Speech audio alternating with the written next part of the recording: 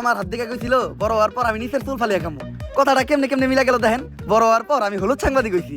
কিচ্ছু করার নাই, কপালে যদি চুল ফালানো লেখা থাকে তাহলে চুল ফালিয়ে খাইতে হইব। এখন প্রথমে যাবো কেক পট্টিতে, খুব ট্রেন্ডিং এ আছে, নিউজ বানাইলেই লাখ লাখ ভিউ। তারপর যাবো সিজান ভাইয়ের ভাতের হোটেলে, যাই উল্টা পাল্টা প্রশ্ন করবো, সিজান ভাই সেইটা যাইবো ভুলভাল উত্তর দিব, ভিডিও ছাড়লেই ভাইরাল। আর যেহেতু দুপুর হয়ে গেছে, ফ্রিতে গরুর মাংস দিয়ে 1 প্লেট ভাত ছাটিয়ে দিমু, কাম হইলো খাওয়ানো হইলো। কি গো ভাই, এই জায়গায় এত মানুষ কে? কি হইছে এই জায়গায়? ভাই এই জায়গায় একটা লাশ খুন হইছে।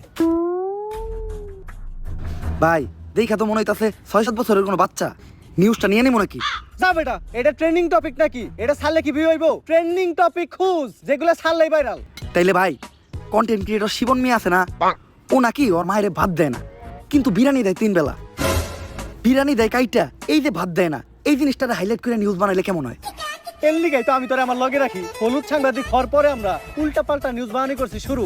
এখন থেকে আমি তোর শিষ্য, তুই আমার গুরু। তাইলে চলেন ভাই আগে এই নিউজটাই বানাই।